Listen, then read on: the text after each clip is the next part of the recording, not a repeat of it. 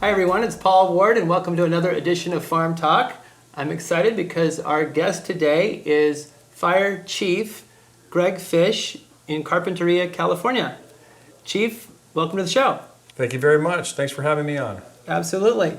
One thing that is on people's minds, I think, in this area are large wildland fires. We've had what seems like big fires for the last several years, actually in the middle of winter, which is kind of odd. And, I know that people are working to fight fires and prevent fires. What do you think is the most important thing for people to know when it comes to large fires? Well, so first and foremost, these fires that burn are mostly controlled by the wind, right? So if a fire started like it did in the Fillmore area during the Thomas Fire, it was fueled by really fast and dry winds. Those winds were unprecedented, that they burned, that they pushed the burn as far as it did west. So when the winds blow, we're kind of at the mercy of Mother Nature at that point. But there are some certain things that we can do to prepare to make sure that the impact from those fires is minimized. One of those things is do good vegetation management around your house or around your farm to make sure that there's no place for the fire to connect to a house or a structure or a barn or whatever have you. And that's done by making sure that the native vegetation, which burns really well, is managed to an area where, at least for like cheatgrass, you wouldn't want to have that cheatgrass more than about 2 inches growing. So you take your weed whacker and whack it down to about 2 inches. Never go down to mineral earth, because then the water, when it rains, will create a problem as well. And that's when you get, mud flows and debris flows. Second to that would be native vegetation such as a sumac tree or a bush.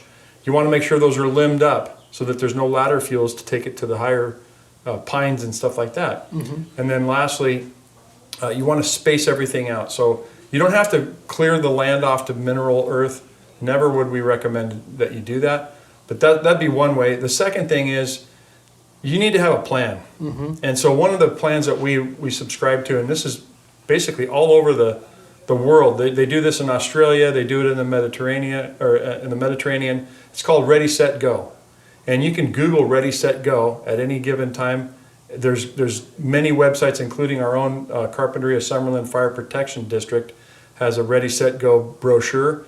And what it tells you to do is be ready. So have a plan. If you got to evacuate, have at least one or two paths out away from your house to go somewhere.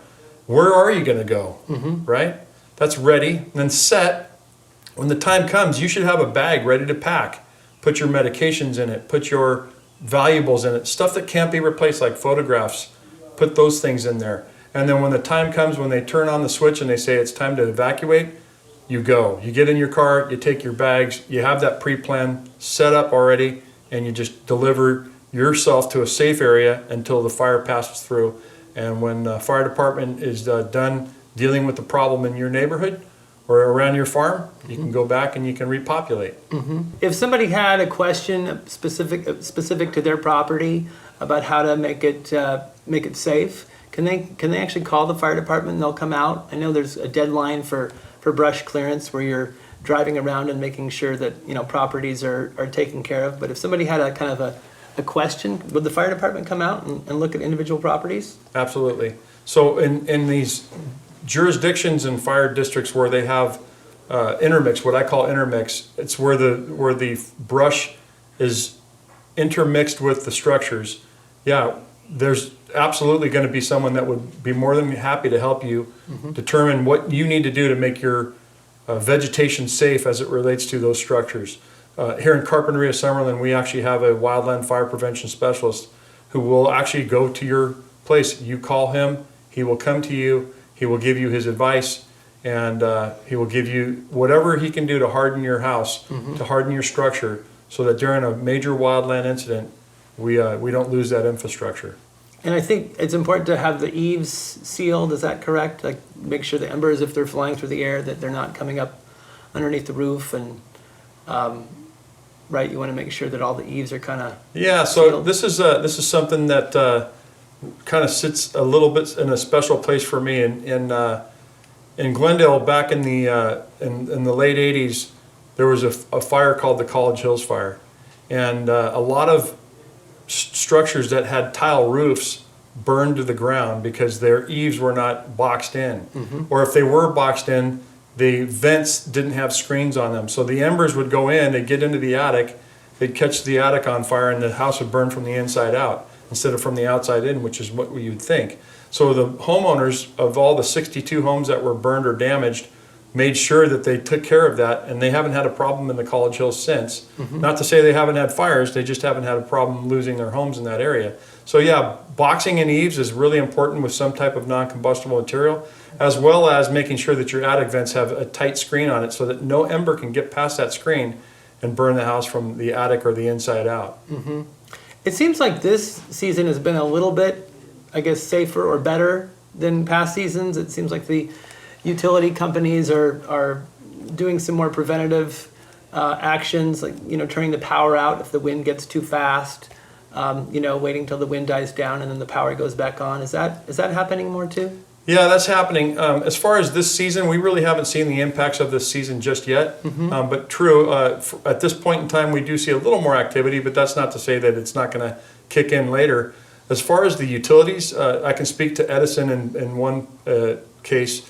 They have invested a tremendous amount of money to making sure that they are not the cause of wildland fires in the future. What they've done is they've brought in fire experts, people that are educated at a higher level, that know how to predict fire behavior. They can predict winds, they can predict humidities, and they can predict what that impact's going to have on their infrastructure as far as the wires and the towers that they have. And so what they're doing now regularly, if they feel that there's enough threat, they shut down the power. They'll shut down the grid in that particular area. And that way, if a wire gets blown off, if a tree hits a wire and it goes into the weeds and starts a fast-moving wildland fire, something similar to what happened in the Thomas Fire, you won't have this massive amount of devastation caused by a wire. And so that's the public safety power shutoff, a PSPS is what they're known as, and Edison is taking a lot of steps to make sure that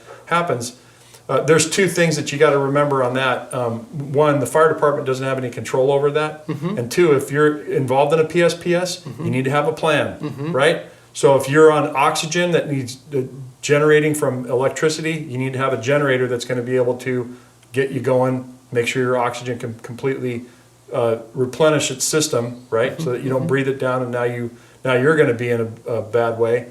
And then also you want to make sure that you have a plan should you need to get out of your house.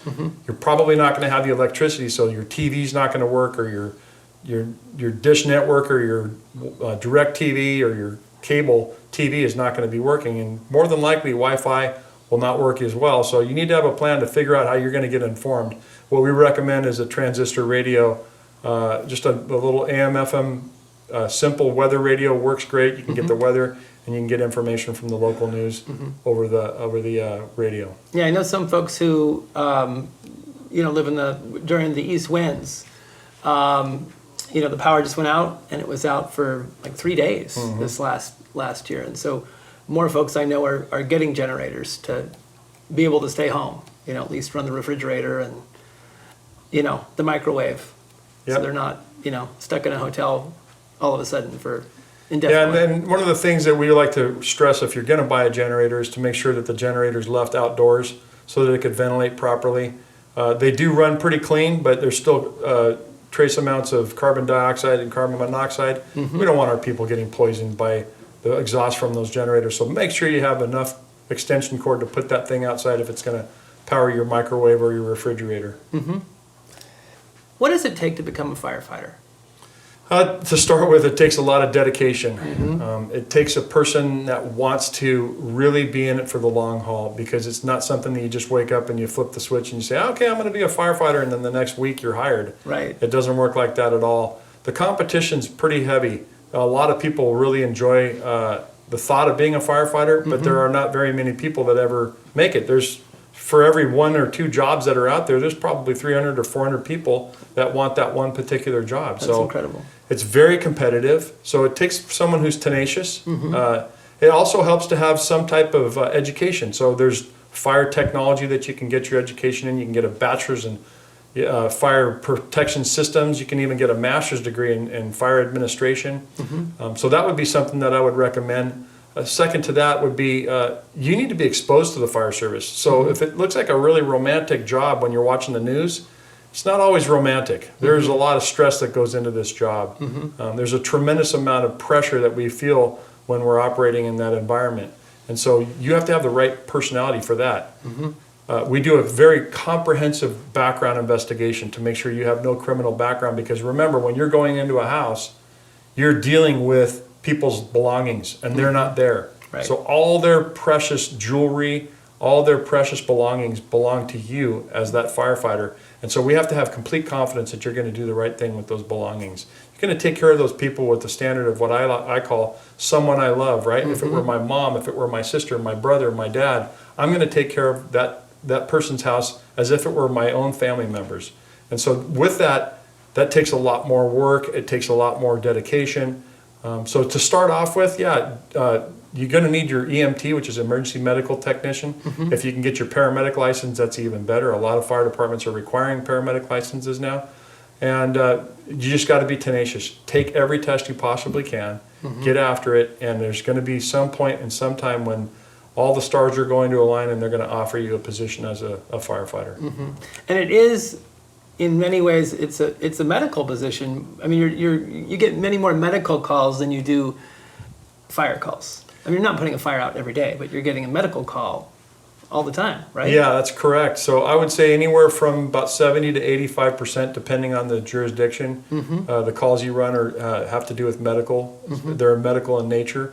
Anywhere from a chest pain to someone not feeling good, anxiety, anything along the medical front, we have to deal with those. And so you have to have medical training, and that's why I say emergency medical technician would be one method of training yourself to get that certification so that you can operate in that environment. Do firefighters, I mean, maybe this is a silly question, but do firefighters get nervous? I mean, I think of, danger, and I just naturally run in the other direction. But you guys are running, towards the danger. Yeah, and that's I'll say this. Generally speaking, we are trained really well to deal with the problems at hand, right? There's always going to be an incident or two within your career that you're going to feel very nervous and that you're going to feel like you don't have any control. Most of the time we have control of what we're dealing with. But I'll give you a great example. What happened on 9/11, those firefighters, those 343 firefighters, I guarantee you were nervous. They knew what they were involved in. I remember watching the documentary and following the battalion chief around. Those guys had tremendous amounts of nervous energy that they harnessed and they turned it into something very positive. And obviously thousands, maybe tens of thousands of people that were in the Twin Towers that day survived because of the heroic actions from those firefighters. Were they nervous? Absolutely. Did they know they were going to die? I would imagine they did. And I'd venture to say that a handful of them knew, this is going to be the day that I die, but I'd rather be nowhere else dying in my boots taking care of the public. And that's what makes them heroes, right? I don't know at the moment of truth if I would be able to do that. I'd like to think that I would, but it doesn't always work like that. And so those 343 people that perished on 9/11, you got to tip your hat to them because they truly are the heroes. That's what the fire service is all about: is sacrificing yourself to make sure that the community is safe. Right, and they really know that that's their calling. Right? Absolutely. I mean, you don't go into I'll go be a fireman because I can't think of what else I want to do. It's not that kind of position. No, the that's training right. that goes into it, and it's a certain personality type that can. It's absolutely a certain personality type. Yep. And so when you say nervous, there's also adrenaline, right? We get a massive adrenaline rush that occurs when you're in that high pressure environment. And so what we as the people that thrive in that environment are the people that can take that adrenaline and turn it into something positive, as opposed to allowing that adrenaline to turn it into something nervousness related, and that would cause you to make bad decisions. That's a good point. So you come from a firefighting family. Yes, I do. My father was an LA City firefighter. He got hired right after he was served in World War II. He realized that he was going to need to support his wife and his new baby. And in 1948, he started an LA County Fire Department. Didn't like the first call that he went on. It was a 20-minute response time. He was up in Lake Elizabeth, and he says there's got to be more action than that. So he got in 1950 he took the test for the Los Angeles City Fire Department, and in 1976 he retired as a fire captain. Okay. So yeah. And what made you want to go into the same line of work?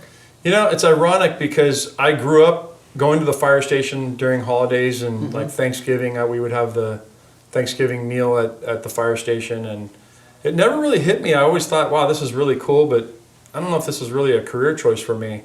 And I was working in a machine shop one day, and one of the fellow machinists told me he was working his last day. It was a Friday. And I said, where are you going to go work? And he says, I'm going to go work at the LA County Fire Department, and you're going to be in here sweating behind a machine. And I thought, I don't know if I can do that for 30 years or 40 years. So I really got thinking about what he was talking about, is think about all the benefits of being a firefighter. And I went home and I told my dad, and my dad had 10 kids. I was number 9 out of 10. Wow, 10 kids. Yes, and I was number 9, and I was the first one that actually told him I wanted to be a firefighter. And of course, he opened up his arms and he hugged me, and he says, I can't believe one of my kids is finally going to follow me in that profession. And so sure enough, that was the beginning of me going to Glendale Community College, taking some classes, and then just being very aggressive in the testing process. I came up to Santa Maria, got a fire academy in 1986. And at 20 years old in 1987, I got hired as a firefighter. So real fortunate to get hired that young. Of course, my father mentoring me and teaching me the finer things of how to get through the process of being a firefighter. And then again, April 20th, 1987 was a great day for me. It was a day that I was offered a career in the Glendale Fire Department. That's great. So since then, I retired from Glendale, and I wanted to get up to the Santa Barbara area, and there was an opportunity to take the fire chief's test here in Carpinteria-Summerland Fire Protection District, and I got hired here in 2018, and we've been, my family, we relocated up here. I have other family in the Santa Barbara County area, and so it's just been fantastic. This is a pretty special spot. It really is. Yeah. Where do you see technology going in kind of fire control? And I mean, it's very different now because you don't have the men sitting up on a tower on a mountaintop, with binoculars looking for smoke. I mean, those old towers are kind of sitting abandoned and surrounded by barbed wire fencing, so nobody trespasses now. It's kind of a relic. Where is fire control going now? Yeah, so when it comes to fire control, there's a lot of different technologies that are really emerging.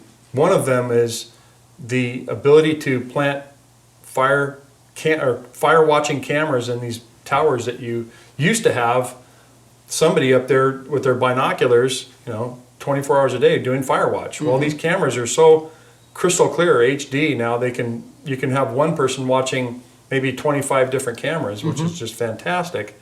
So we can get out ahead of those early. Those are mostly in a wildland situation, but there's also a lot of technology that relates to other ways we control fire. There's in Menlo Park, they're just real proud of the fact that they have a hands-free, forward-looking infrared device. It's basically a thermal imaging camera, and it mounts on their. It's really like next level, but it mounts on their helmet, and there's a camera, and they can see through the smoke. Wow. It's absolutely amazing. So that's for structure fires and the like. There's also a lot of technology as it relates to just getting your iPad involved, right? So there's EPCRs, electronic patient care records, that were what used to take so much longer. Now we can report data through electronic patient care reporting, and then they can do a handoff to the hospital when we hand the patient over. And then lastly, just something as simple as a product called Tablet Command. It helps us command fires. It helps us see in real time through an automatic vehicle locator, AVL, and you can actually see on a Google map or an Apple map, you can actually see the vehicles arriving to the scene on tablet command, and it allows the incident commander to have much more situational awareness, keeping people safer, understanding where the fire's going. That's tablet command. That's something that we're just starting to involve ourselves with right now here in Carpinteria-Summerland. And then probably the most impressive thing I would say is the wildland prediction models, right? So in the San Diego area, there's a lot of universities that are working together as a consortium to build this thing. It's basically a predictive modeling, and if you put in the inputs, it'll tell you based on the brush. They use LiDAR, they use all kinds of weather observations and the time of day. It's just incredible the technology that they have, and they're almost spot on. Interesting. We've looked at some of these things as they go through different stages of fires, and when you look at the prediction and where it actually went, they're almost exact. Interesting. So that's something that's really helping us make determinations based on, we got to evacuate an entire community. That's a big decision when you start thinking about that, right? A lot of things are occurring at the same time. Law enforcement needs to go knocking on doors. We need to make sure that everybody in an electronic format can find out from their cell phone or through the internet or through their emails. How do we do that? It's all done through technology. So technology is changing the game for sure. I mean, you think about the tragedy of the Paradise Fire up north. I mean, that was just horrific. Yes. And then the Thomas Fire and the Woolsey Fire. You think with the technologies that I don't know if it would be the fire department's role, but some entity could go in and say, okay, this area just based on the models needs to be cleared out or just thinned out or something like that. You think that's kind of where it's headed? Yeah, I would say so. Again, we can't predict weather patterns. They're pretty consistent from time to time, but there's always that one-off weather pattern. And then if that one-off creates a problem, how do we deal with it? Well, we can deal with it in real time, but we would much rather deal with it before the fire starts. And so that's what a lot of these technologies are helping us to do. So how does Carpinteria work with other departments in the area? So in Santa Barbara County, we have what's called the Santa Barbara Fire Chiefs Association, of which I'm the president right now. Oh, wow.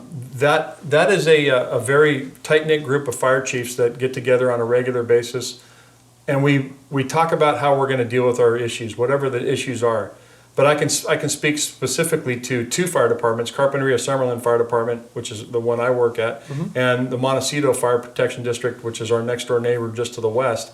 And we have a collaborative effort. We've dropped our borders between our two agencies, and we bring the closest, most appropriate resource to that incident at any given time. The hope is that we would get that in Santa Barbara County and the greater region, and that's what we're working toward right now through a dispatch center that would allow us to not have any borders between us. If the Carpinteria-Summerland resource is closer than the Montecito resource, we're going to take it. If it's vice versa, they're going to take it. Whoever's the closest, we get the best service doing it that way through a collaborative effort. So we do have a very tight-knit group up here. And as it relates to dealing with major incidents, we do have what's called a incident management team, an IMT. And we can deal with pretty complex incidents, but if it gets too complex, we'll call in the feds or the state to help us run that incident. But at a lower level, and definitely within the first 12 hours of a major incident, we have all the tools in the toolbox to deal with any type of incident that we might come across, based on the fact that we have qualified and certified people that know how to deal with these types of incidents. So if you're collaborating with Montecito, the system would know that maybe the Montecito truck is closer to that emergency than the Carpinteria truck. That's correct, yeah, and that's done through AVL, as we talked about earlier. Automatic vehicle location. It's all done by GPS. Interesting. And so we can actually see on a map where our resources are, and if we need to dispatch a resource, we know it's already closer, so we just dispatch them, and it's flawless, it's seamless, it just takes the minimal amount of time to figure it out, and it's what's best for the community. I know if my mother or my sister were living in this area, and my brother, you name it, whoever that loved one is, they're going to get the best service based on the fact that we create policies that allow for the best possible care. And we believe that AVL system and dropping the borders is the best possible scenario for our communities. That seems to make perfect sense because, if one truck is a mile away, we don't, sorry, got to call Carpinteria, even Yes. though they might be 10 miles away. That seems to make, perfect sense. Yes. And we also have what's called the Master Mutual Aid System. The Master Mutual Aid System works within the entire state of California, and we help each other out. So if Northern California is having a fire, we send strike teams of resources. A strike team is basically 5 fire engines and a battalion chief. We send them up to the north, and when we have our big event down here, they send them south, and so we do work together. There can't be a fire station on every corner like Starbucks, right? That just doesn't work. Right. So when we have those big events, we call for those resources early, and they come our way and they assist us in dealing with any major incident that we have. There were resources all over the western United States on that Thomas fire. Yeah. So Yeah, I mean, there were, Montana and Nevada and Oregon all came to fight that. yes. Yeah, that's great. Well, Chief Fish, thank you so much for being a guest on Farm Talk. We greatly appreciate it. This has been incredibly informative, and I think our viewers will have learned a lot and appreciate what you had to say. It's been my pleasure. Thank you so much. Thank you. Be sure to check in to our next edition of Farm Talk. You can find us on Audible, Amazon, Apple iPlay, and wherever you find your podcasts. This edition was brought to you by Escrow Hub and the Money Store, and be sure to check in for our next edition.